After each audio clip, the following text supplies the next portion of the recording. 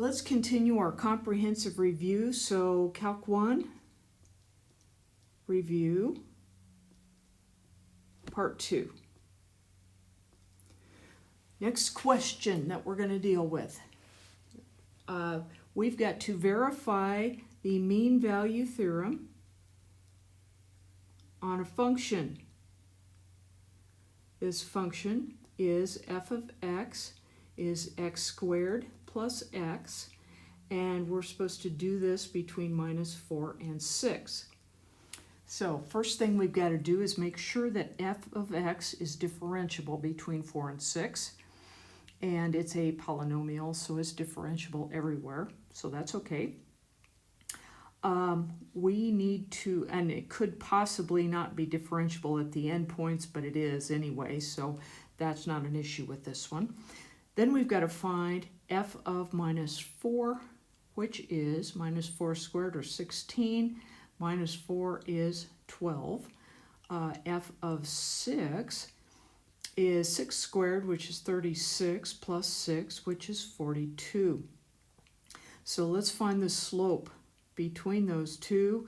That would be f of 6, which is 42, minus f of -4, which is 12, over 6 subtract -4. We end up here with 30 over 10, or 3. So the slope of the secant line between -4 and 6 on this function, from this function actually, is 3. Now the mean value theorem says that if it's differentiable, if this function is differentiable completely between these two, which also has something to do with continuous, that there is at least one place that has a tangent that's equal to 3. So f prime of x, or f prime of c, according to the formula for the theorem, is equal to 3 somewhere between -4 and 6. Well, f prime of c, f prime of x, let me do that first, is 2x plus 1, and we have to make that equal to 3. Well, that's pretty nice. 2x plus 1 is 3 when x equals 1, and 1 is between -4 and 6. So there's at least one spot. So that verifies that that works. The next question I have is this one. Let's take a position function, s of t. S usually talks about distance, and t has to do with time. We've got 5t squared minus 22t. It's a position function of a particle moving along a coordinate line. S is in feet, t is in seconds. We've got to find the maximum speed of the particle between 1 and 3. So we need maximum speed. Well, speed and velocity are related. Velocity is the derivative of position, so that's 10t minus 22. And we've got to find the maximum speed between 1 and 3. Speed is actually the absolute value of this, so we've got to be concerned about the absolute value. So speed is equal to the absolute value of 10t minus 22. So it could actually be the smallest value here. So let's find the maximum velocity. Let's start with that. Well, maximum velocity takes the derivative of the velocity. So the velocity of prime of t is equal to 10. Well, there aren't any critical points for velocity. So what we've got to do is determine where this speed is the maximum, and the only thing we have to work with, 2 endpoints. So the speed at time equals 1 is what? Well, 10 times 1 is 10, minus 22 is minus 12. Absolute value minus 12 equals 12. That's in feet per second. The speed at t equals 3 is 30 minus 22 is 8. So that's 8 feet per second. So our maximum speed in that interval is at an endpoint. It's at t equals 1. So position, we had velocity. We had to find the maximum form of a velocity, maximum speed. I did not take the derivative of this one. So I just took the derivative of velocity, and it had no critical points. So we had to check the endpoints. So that's what's going on there. Now, next problem. Let's take a function. This function is y equals 5,000 e to the 1.07x. This is a function of e. Derivatives of e functions are themselves. We've got to deal with the chain rule, however. So dy dx is equal to, we've got 5,000 in front. It is itself, so derivative is itself, times the derivative of the exponent, 1.07. So if I take a calculator, which I'm being lazy on, I guess, but take 1.07, multiply by 5,000, we've got this, 5350. So this is equal to 5350 e to the 1.07x. So there's the derivative of that exponential. And so we've got to use the chain rule there. Okay, next question. Let's use logarithmic differentiation to find the derivative of this. We've got y equals x raised to the e to the x. So logarithmic differentiation, take the natural log of y and the natural log of the other side, which is x e to the x. This pulls down here using algebra properties of logs. So e to the x, ln x. Take the derivative of this, take the derivative of this. Derivative of ln y is 1 over y, natural log has 1 over, times dy dx. This is implicit differentiation. This is a product. It's e to the x multiplied by ln x. So here's f, here's g. So f prime g plus f g prime. F prime is e to the x. Derivative of x is 1, so you don't have to worry about the chain rule. Multiplied by g, ln x, plus f is e to the x, multiplied by the derivative of ln x, which is 1 over x. So now to get dy dx, we have to multiply by y here and y here. However, I'm not going to multiply by y itself. I'm going to multiply by what y is equal to.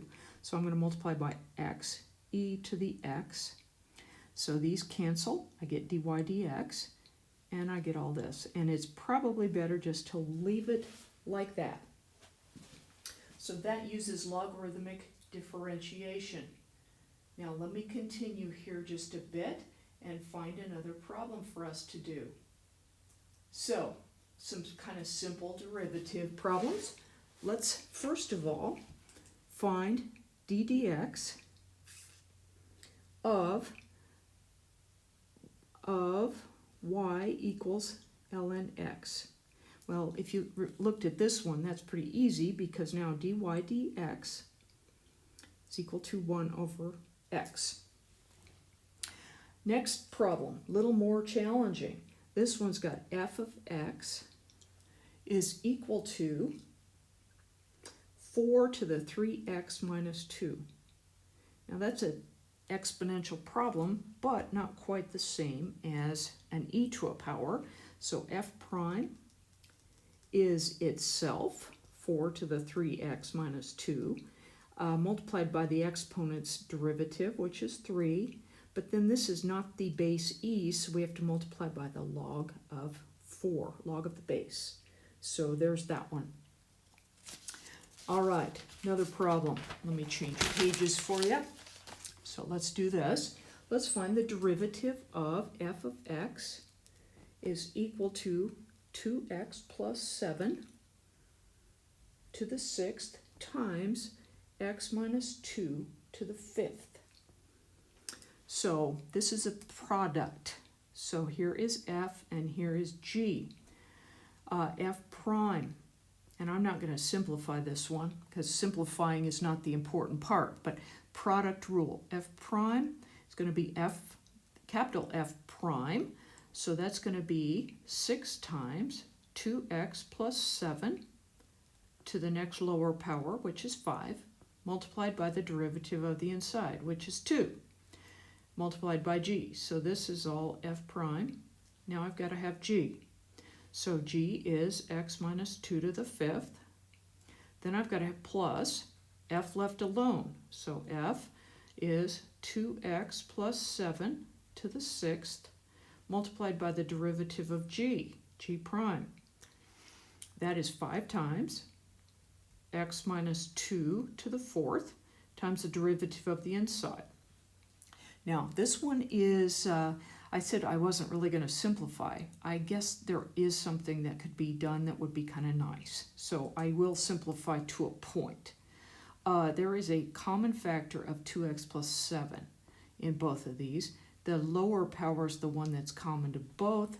So 2x plus 7 to the 5th. And then there is an x minus 2 to the 4th. Smaller number on the power is common to both. Block this off. I took all of this. I've got 12 and let's see, this was to the 4th.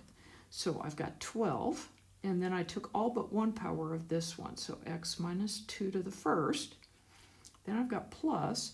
I did not take all the powers of this. I've got 2x plus 7. I've got 5. And I took all of that. Okay, so here's the result that I can make kind of look a little nicer, I suppose. X minus 2 to the 4th.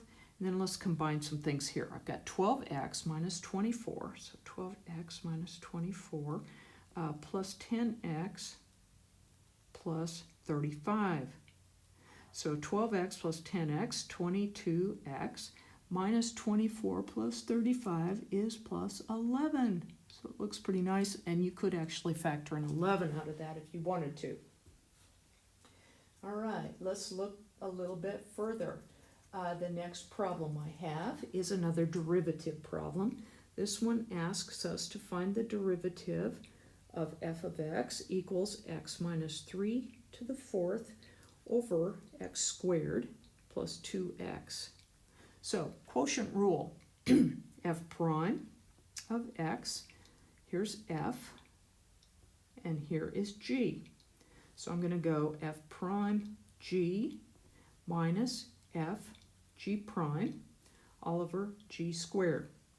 F prime is 4 times x minus 3 to the 3rd times the derivative of x minus 3, that's just 1, times g, x squared plus 2x, minus f, so minus x minus 3 to the 4th, g prime. G prime is 2x plus 2. 2x plus 2.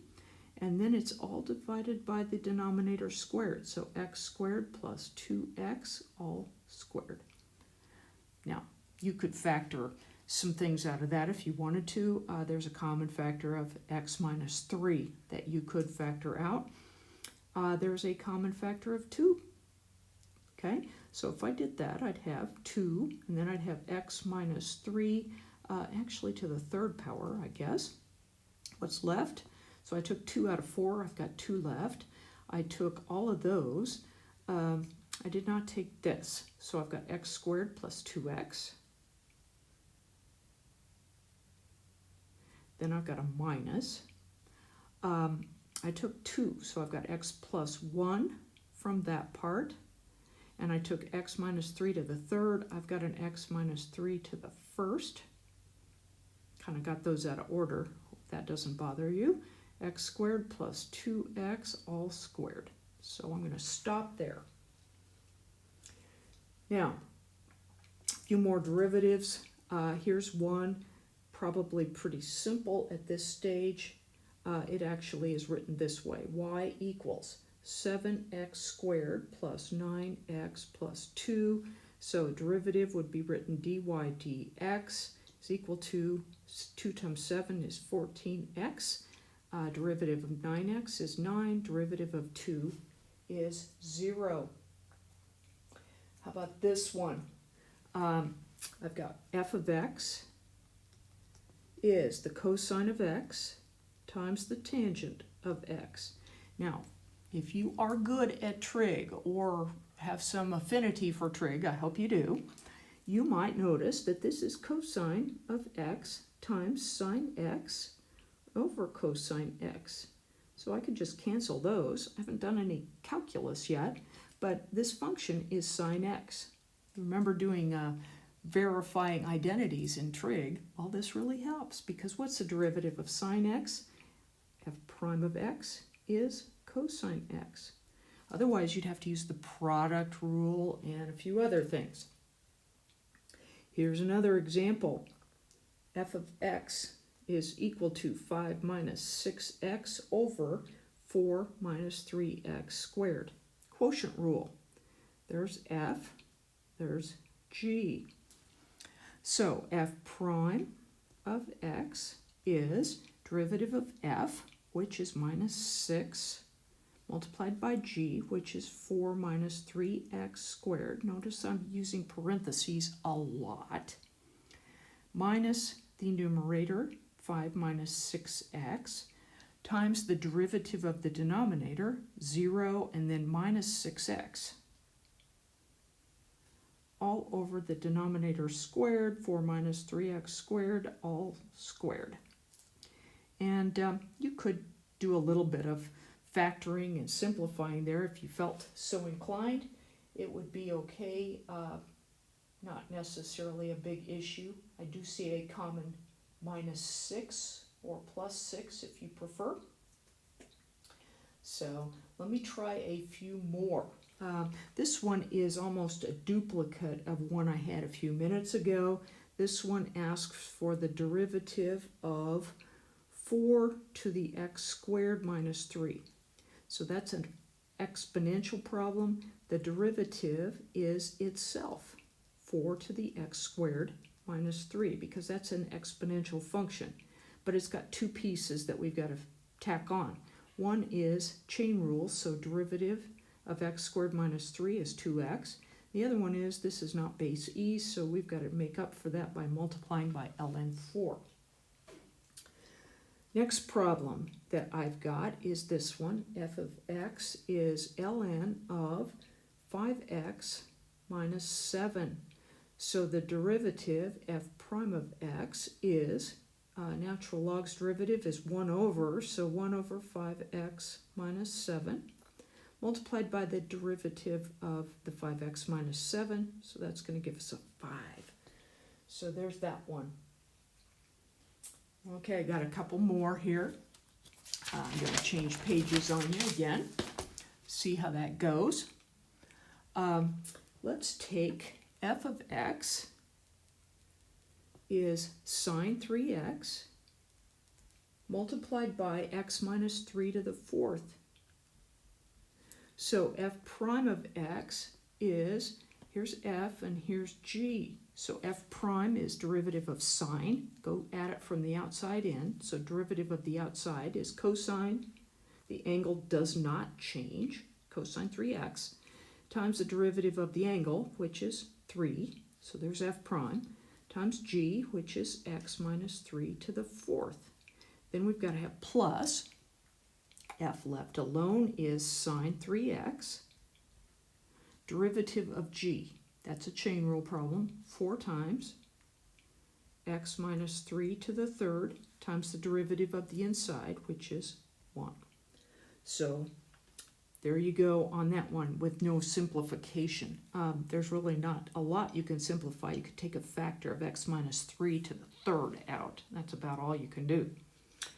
All right, next one is implicit.